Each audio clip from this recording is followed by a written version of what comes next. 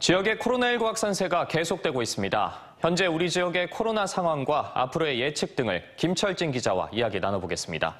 김철진 기자, 요즘 날마다 우리 지역 코로나 확진자가 증가하고 있죠. 지역 코로나 추이 전해주시죠. 지난 28일이죠. 월요일 지역 코로나 확진자 수는 15,455명으로 최근 보름 사이 역대 최저치를 기록했습니다. 그런데 화요일부터 이 수치가 빠르게 늘더니 지금은 2배 가까이 증가해 다시 3만 명 전후를 기록하고 있습니다. 요일별로 검사 수치에 따라 차이를 보이기 때문에 유행 정도를 보기 위해선 주간 단위로 비교를 해야 되는데요. 3월 지역 주간 코로나 확진 평균치를 보면요. 3월 셋째 주에 하루 2만 8천여 명으로 역대 최고를 기록한 뒤 지난주에는 2만 7천여 명, 이번 주에는 2만 6천 명으로 조금은 감소한 모습을 볼 수 있습니다. 지난 1월 오미크론의 유행 이후 11주 연속 증가하던 확진자 수가 처음으로 꺾인 겁니다. 인터뷰 보시겠습니다.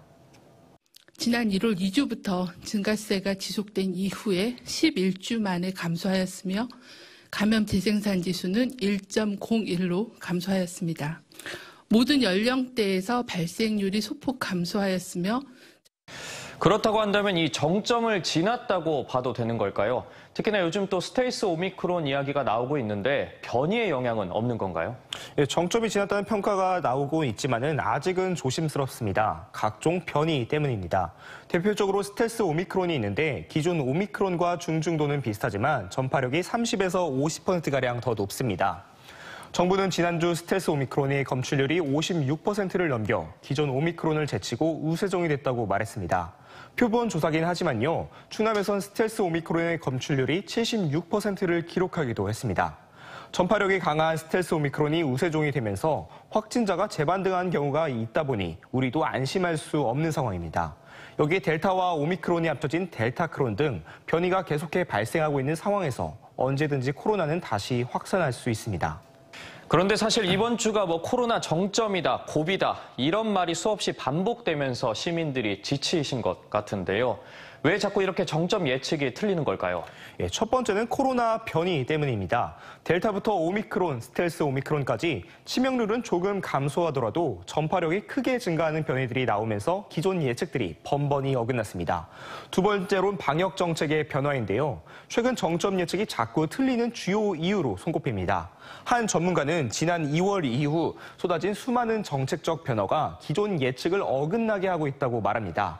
예측치가 발표되는 순간 이미 과거의 숫자가 된다는 겁니다.